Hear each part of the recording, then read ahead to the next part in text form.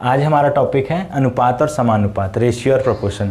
तो सबसे पहले टॉपिक स्टार्ट करने से पहले हम इसकी परिभाषा में चलते हैं कि एक्चुअल में अनुपात या रेशियो होता क्या है। तो आपको पता होगा कि जो भी सजातीय राशियाँ होती हैं उनके मध्य संबंध को बताने के लिए आप अनुपात का प्रयोग करते हैं। ठीक है, अगर सजातीय राशियाँ हैं तो उसमें यदि आप एक राशि को निश्चित कर दो तो आप ये बता सकते हो यदि आपको अनुपात पता है कि दूसरी राशि क्या होगी। जैसे कि उदाहरण के तौर पे देखते हैं, एक कमरा है जिसकी लंबाई आपको दी हुई है, लेंथ 40 मीटर है, उसकी चौड़ाई दी हुई है आपको, ब्रेड्थ 20 मीटर है और उसकी ऊंचाई दी हुई है, मतलब हाइट 10 मीटर है। अब आप देख रहे हैं कि ये सभी क्या है, लंबाई हैं, मतलब सजातीय राशियां हैं, आइडेंटिक सिमिलर क्वांटिटीज़ हैं ये सब। ठीक है, इसका यदि मैं अनुपात लिखना चाहूँ तो ये होगा लंबाई अनुपात लेंथ अनुपात ब्रेथ अनुपात हाइट, ये हो जाएगा आपका 40 अनुपात 20 अनुपात 10। तो आपको अनुपात को यदि प्रदर्शित करना है सिंपलेस्ट फॉर्म में तो आप क्या करेंगे, इसका जो HCF होगा, महत्तम समापवर्त होगा, उससे आप सभी राशियों को भाग दे देंगे। आप देख रहे हैं कि 10 20 और 40 में HCF क्या होगा, 10 होगा। आप 40 को 10 से भाग देंगे तो हो गया 4, 20 को 10 से भाग देंगे तो हो गया 2 और 10 को 10 से भाग देंगे तो हो गया 1। और यही है इस कमरे या इस रूम का अनुपात। ठीक है, अब इसमें यह है कि अगर आप किसी एक राशि को निश्चित कर दो तो आप बता सकते हो कि दूसरी राशि कितनी होगी। इस उदाहरण के हिसाब से यदि आप दो राशियों को, किसी भी दो राशि को, चाहे लंबाई और चौड़ाई को, चाहे लंबाई और ऊंचाई को, चाहे ऊंचाई और चौड़ाई को, किसी भी दो राशियों को निश्चित कर दो तो आप ये बता सकते हो कि तीसरी राशि क्या होगी इस अनुपात के उपयोग से। जैसे कि देखते हैं, यदि आप देखो कि किसी कमरे की लंबाई जो है 8 मीटर आपको दी हुई है तो अब आप बता सकते हो कि इसकी चौड़ाई क्या होगी। इसकी चौड़ाई निश्चित तौर पे 4 मीटर होगी और इसकी ऊंचाई क्या होगी, वो निश्चित तौर पे 2 मीटर होगी। तो यदि आपको किसी भी कमरे की या किसी भी वस्तु की अनुपात या रेशियो को बता दिया जाए तो आप उसमें निकाल सकते हो कि क्या कितना होने वाला है। अब क्योंकि ये सजातीय राशियों का अनुपात ही दिया जाता है, एक ही राशि का होता है, तो इसकी कोई भी डायमेंशन नहीं होती। ठीक है, डायमेंशन नहीं, यूनिट नहीं होती, ये यूनिट लेस होता है या इकाईहीन होता है। किसी भी अनुपात का कोई इकाई नहीं होता। आपने कभी भी ये नहीं देखा होगा कि 2:1 मीटर, ऐसा आपको कहीं भी देखने नहीं मिलेगा, क्योंकि अनुपात क्या है, एक संबंध बताता है और ये सजातीय राशियों का ही होता है, इसीलिए ये इकाईहीन या यूनिट लेस होता है।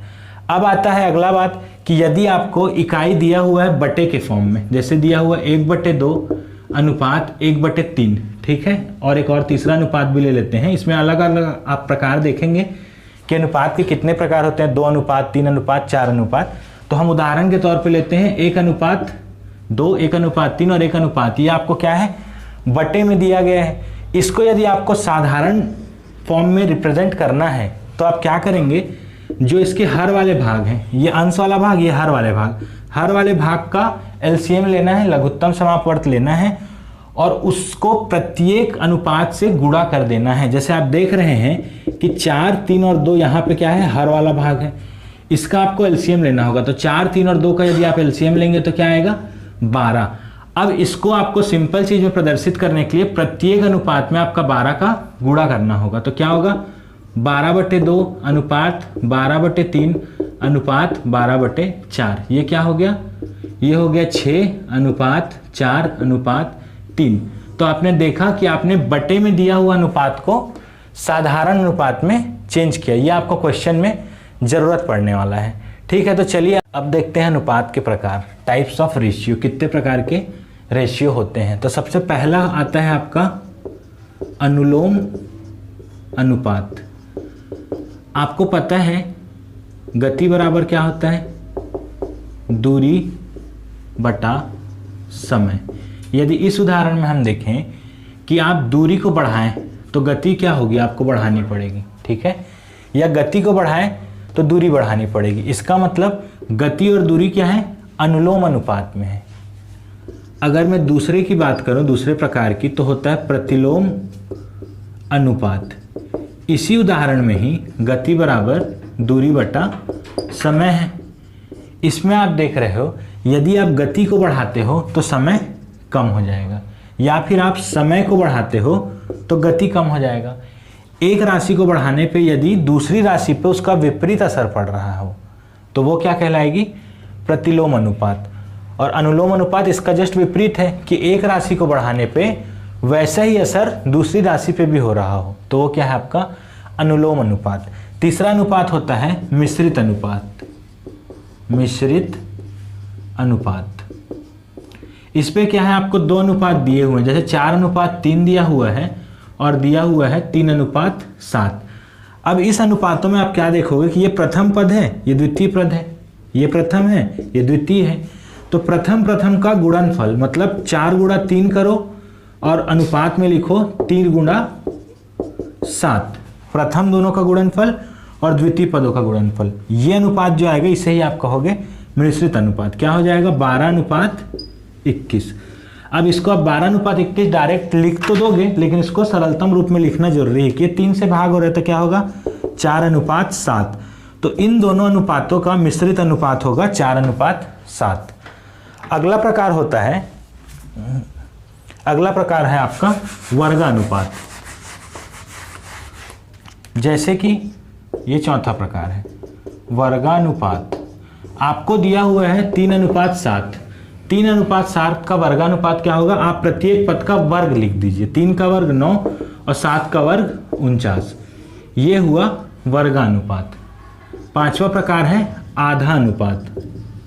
आधा अनुपात, जैसे आपको दिया हुआ है 25:49, तो इनका आपको क्या लिखना है 25:49 का इसका अंडर रूट लिखना है, ठीक है, वर्गमूल लिखना है। तो 25 का वर्गमूल हो गया आपका क्या 5 और 49 का वर्गमूल हो गया आपका 7। तो इसका आधा अनुपात हो गया आपका 5:7। छठवां प्रकार होता है तृतीय अनुपात। तृतीय अनुपात भी वर्गानुपात के जैसा है, यहाँ पे आपको क्यूब लिखना होगा।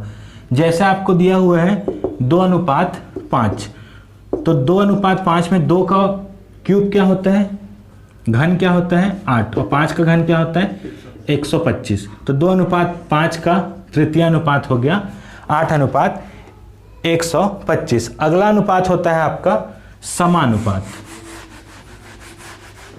समानुपात, यदि आपको 2 अनुपातों को कहा गया है कि ये दोनों एक दूसरे के बराबर हैं, जैसे कि x/y बराबर है z/k के, तो इसमें क्या है आप ये गणितीय चिन्ह जो है बराबर का उसको हटा करके ऐसा चिन्ह लगाएंगे x/y समानुपाती z/k।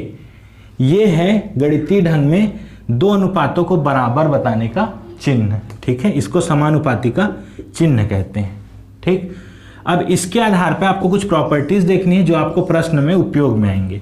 ये पहला पद, द्वितीय पद, तृतीय पद और चतुर्थ पद। अब पद की जगह यहाँ क्योंकि अनुपात की बात कर रहे हैं तो पहला अनुपात, प्रथम अनुपात, द्वितीय अनुपात, तृतीय अनुपात और चतुर्थ अनुपात। इसका प्रॉपर्टी होता है कि ये जो अंदर के पद हैं, अंदर के अनुपात हैं, इनका गुणा ये जो बाह्य अनुपात है इनके गुणा के सदैव बराबर होगा यदि 2 अनुपात समानुपाती हैं। जैसे कि y गुणा z जो है हमेशा समान होगा x गुणा k के। ये है आपका सबसे पहला और सबसे जरूरी प्रॉपर्टी समानुपात का, ठीक है। अब तीसरा जो आपका प्रकार आता है उसमें आप देखेंगे कि समानुपात के साथ साथ आपको क्या वितता अनुपात भी जांचना पड़ेगा। वितता अनुपात, इसे कहते हैं कॉन्टिन्यू प्रोपोर्शन, ठीक है। इसमें आपको क्या है ऐसा दिया रहेगा कि a/b जो है ये समानुपाती है b/c के। आप यहाँ देख रहे हैं कि ये जो द्वितीय पद है और ये जो तृतीय पद है ये दोनों समान हैं। अगर कहीं आपको ऐसे अनुपात देखने मिलते हैं तो यहाँ प्रॉपर्टी कौन सी फॉलो होगी, आप देख रहे हैं कि क्या होता था अभी तक b गुणा b मतलब अंदर वाले पद ये बराबर होते थे बाह्य पदों के, a गुणा c होता था। इसका मतलब क्या हो गया b² बराबर a इंटू c और b बराबर √ac। तो ये है प्रॉपर्टी आपका वितता अनुपात का, ठीक है, कि इसमें जो द्वितीय पद और तृतीय पद हमेशा एक समान होते हैं। तो अब प्रश्न इसी के आधार पर आते हैं कि यदि कोई अनुपात वितता अनुपात में है, कोई दिया हुआ अनुपात वितता अनुपात में है, तो आपको क्या निकालना है, ये पद निकालने बोल सकता है और आपको ये दोनों दिए रहेंगे, या फिर ये दोनों दिए रहेंगे और आपको ये निकालने बोल दे। तो ऐसे ही प्रश्न आते हैं। तो आगे अब हम प्रश्नों की ओर चलेंगे, लेकिन उससे जानने से पहले एक चीज़ जान लीजिए कि यदि आपको कहीं पर भी अनुपात दिया हुआ है, जैसे आपको अनुपात दिया है 4:3:5, तो किसी भी दिए हुए अनुपात में आप यदि प्रत्येक पद में कुछ भी गुणा, पहला है कुछ भी गुणा करते हैं और दूसरा है कुछ भी भाग देते हैं समान संख्या को, तो उससे उस अनुपात में कोई भी परिवर्तन नहीं आएगा। जैसे इसी अनुपात में आप प्रत्येक पद में गुणा 3 कर देते हैं तो क्या हो जाएगा, 4×3=12, अनुपात 3×9, अनुपात 5×15। ये अनुपात भी सेम ही रहने वाला है। ठीक है, तो चलिए आगे हम इसके प्रश्नों को देखते हैं।